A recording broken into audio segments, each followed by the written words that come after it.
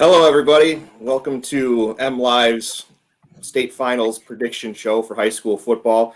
It's been quite an unpredictable year, so why not make some predictions? I'm joined with my colleague here, Scott Decamp. Welcome in, Scott. Hey, this is great to be doing this, and I can't believe we're doing this on January 21st. Yeah, I think we're both happy that it's going to be indoors in a climate-controlled area because, man, these last couple weeks have been pretty brutal in terms of just braving the weather. Before we get into our picks, though, we just want to remind everybody that you can watch all of the games either on Fox Sports Detroit, foxsportsdetroit.com, the FSD app, and MHSAA.tv. So if you're looking to be able to watch the games, considering, fans won't be able to be there en masse this year, make sure you check it out online. And with that, let's go ahead and dive into our predictions. Scott, I'll let you go ahead and take it with Division 8 to start off. Yeah, in Division 8, we have a matchup between 9-2 Ubly and 10-0 Centreville. And Ubly has made a habit of making deep playoff runs. Centreville, this is the first time ever in the state finals. So interesting matchup here from teams on the opposite corners of the state too. Ubly kind of thumb area, Centreville down in the southwest corner of the state. And the thing that jumps out about me in this matchup is Centreville's defense. They're allowing 3.2 points a game, and they've given up something ridiculous like 29 total points. 14 of them came against two-time defending state champion Reading. So that's the thing that really jumps out to me in this one. Obviously Ubly's had a tough road to get here as well. So, this will be a good way to start the weekend, the finals weekend, with this 10 a.m. Friday game. My prediction for it, I think it's going to be a tight game, and I think the defense, again, will rule the day. But I've got Centreville 20, Ubly 14. What do you have? I have a close matchup, too, and it's even closer than yours. As I was going through my picks, I realized I need a Cinderella pick, and Centreville is a perfect candidate for that. So I have them winning 21-20. So moving on to Division 7, we have New Lothrop and Traverse City St. Francis. New Lothrop is 10-0, St. Francis 9-2, and this is going to be the Saturday 10 a.m. game. After winning it all in 2018, New Lothrop is back for another title, and they were actually close to possibly making it a three-peat this year if they hadn't lost to last year's state champion Puama Westphalia 36-35 in the region finals. So maybe a dynasty in the making here. We'll see. But St. Francis, they're back in the finals for the first time since 2009, and they're trying to spark a dynasty of their own because, if you remember correctly, they won 5 titles from 99 to 2009. So it's been a long time coming for them to get back here. However, New Lothrop's undefeated, and they've been that way just because they're such a great team this year. They've been so close in these recent years, and I think this is finally when they break through and get it. So I have New Lothrop winning 28-14, a 2-score game. What do you think, Scott? Yeah, I really like New Lothrop in this again. If you look at their schedule, and St. Francis plays a tough schedule as well, but I really like what New Lothrop has done. I mean, they've just basically overpowered teams the whole season, and it's just they seem to be gaining momentum. You think you're wondering, when is this going to end with this small school power like this? Are they going to have a down year? But they just keep rolling. But I like New Lothrop in this one, 36-20. We'll go with that. I like it. All right, let's talk about Division 6. Yeah, in Division 6, we have contrasting styles. We've got Clinton 10-1 against Montague 11-0. And Montague, they've been number 1 in Division 6 all season. Clinton finished number 9 in the final AP poll of the season. Clinton, this is its 3rd trip to the finals. They were there in 2013 and 15 and lost to Ithaca both times. And, a powerhouse Ithaca program, which was really rolling at that time. And Montague, this is the 2nd time back in Ford Field in 3 years. Pat Collins, the coach, guided them to state titles in 2008 and 2009. Well, now his son, Drew, is a senior, and he was a ball boy on that 2009 team. And there's this iconic image that's floating all around there of Drew and Pat walking off the field up into the tunnel after the 2009 game. I think they'd like nothing more than to maybe recreate that image. Obviously, Clinton's not going to make it easy on them. They're a straight-teed offensive team, huge offensive line. They overpowered Constantine last week in the semifinals 40-6. But Montague's just been a juggernaut, and they are so comprehensive in their offensive scheme. They can hurt you in a lot of different ways. They're really talented on both sides of the ball. They're big, and they've been on a mission all year. So I have a hard time going against Montague in this one. My prediction for this one is Montague 35, Clinton 14. What do you say about this one, Jared? Well, Scott, we're still on the same page so far. I have Montague winning 24-14, and that's just because talk about teams that have been close to it. I mean, they lost in the state finals 2 years ago and then lost in the semifinals by, I think, a point last year. So, something just tells me that this is their opportunity and they're going to capitalize.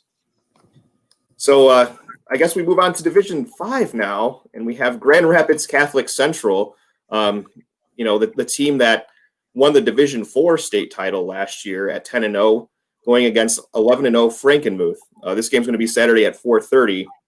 And Frankenmuth has had an excellent season, worthy of a state championship. But, this was, one of those years where a team like Catholic Central moves down a division and they instantly become, the cream of the crop.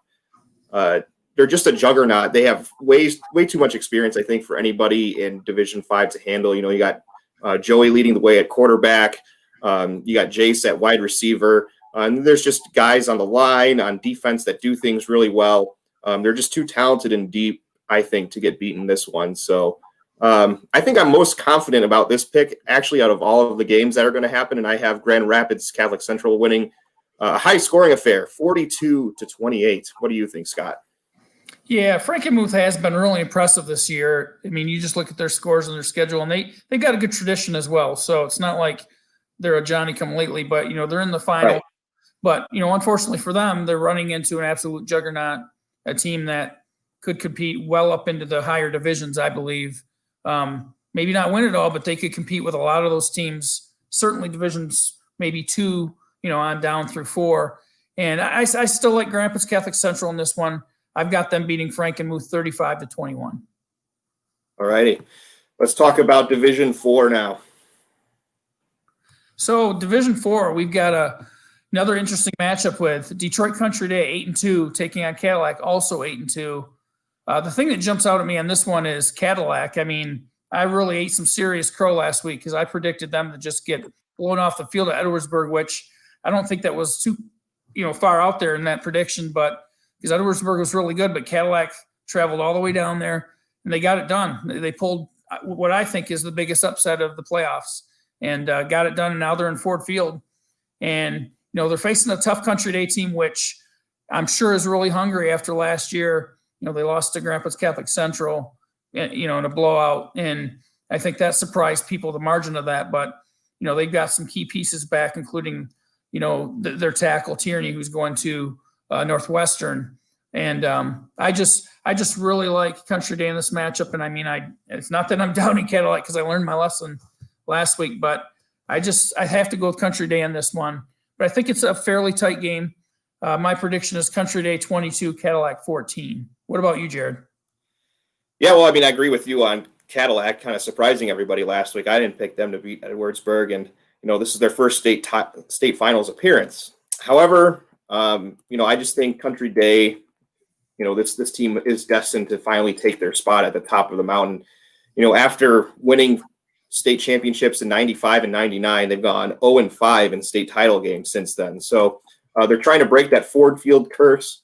And they're also trying to make up, obviously, for that big blowout last year. And I think they will. They're not the most explosive offense that's out there, but I think their defense will help them win the game like they have all season. So I have Country Day winning 21-14.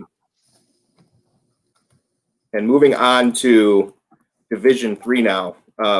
We got a dandy matchup here. We have DeWitt, the undefeated team, coming in, facing the defending state champions, River Rouge, at 9-1. This is going to be the last game of the longest season ever, and I think it might deliver on a great matchup here, a great finale. You got the Panthers versus the Panthers, so I'm picking the Panthers. But to dive into it, I really like River Rouge. All year long, they've got it done in the trenches. They have a very great offensive and defensive line. Marion Habrowski, Marion was a breakout star last year in the state championship game when they beat Muskegon. And, to have him back, the Western Michigan commit, he's really the X factor for this team. I mean, obviously there's plenty of talent to go around.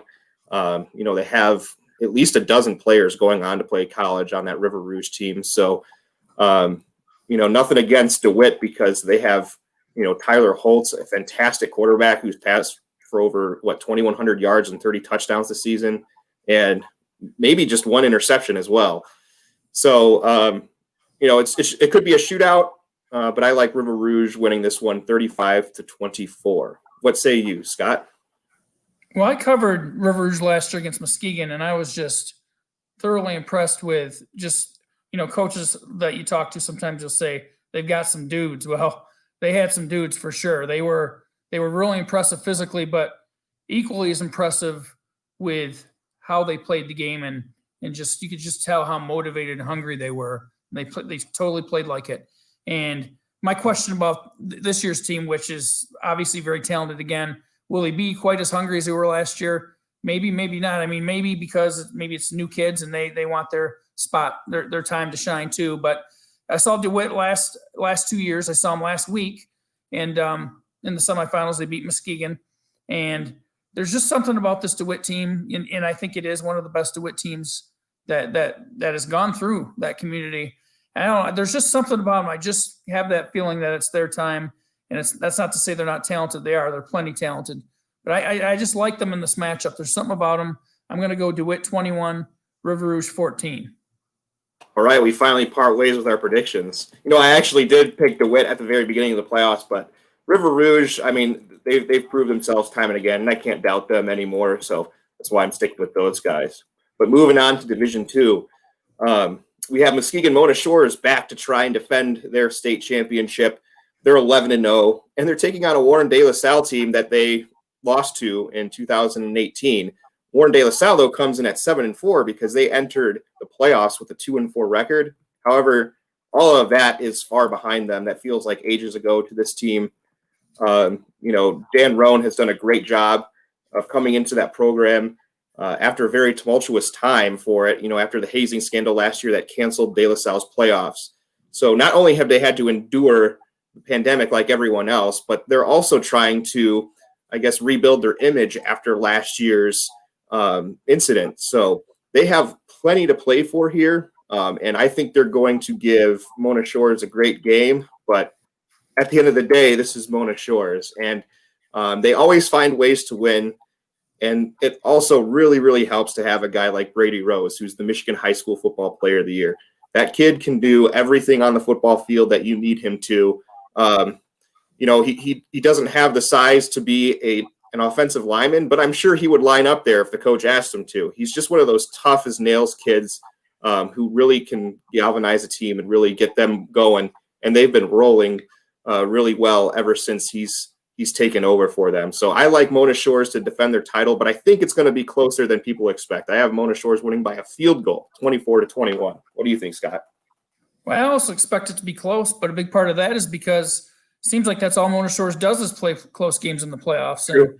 And yeah, the margin last week didn't finish close. It was a 13-point win over Traverse City Central, but they were trailing by 10 at the half. And but a lot of their games have come right down to the wire. And usually the X factor is none other than Brady Rose, and he just has such a good field savvy, football IQ.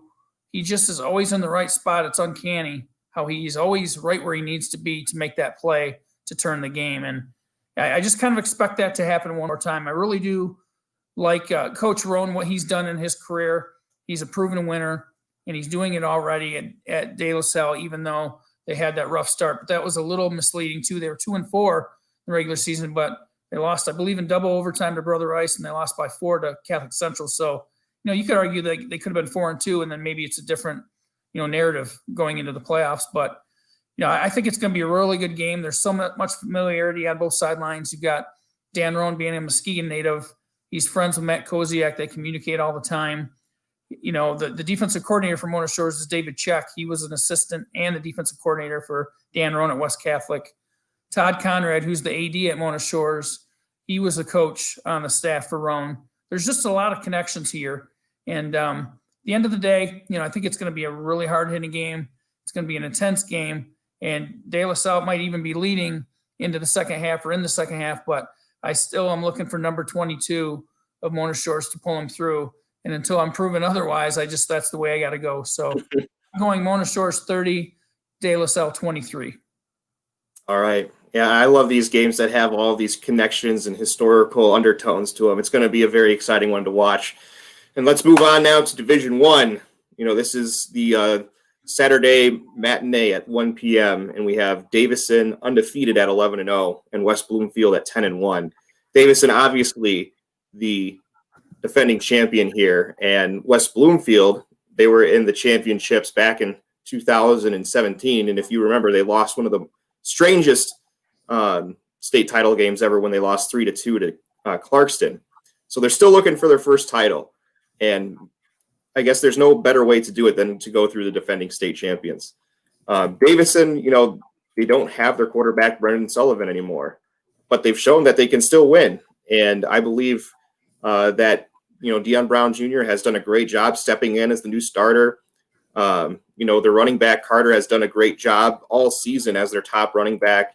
But Davidson's defense, I think, is where it's going to be decided. They really stole the show in the playoffs so far. And they have a beast like Harry Unger, I should say, who's going to Air Force. I think they've only given up 10 points in their last two games, and they've only given up more than 10 points in a game twice this year.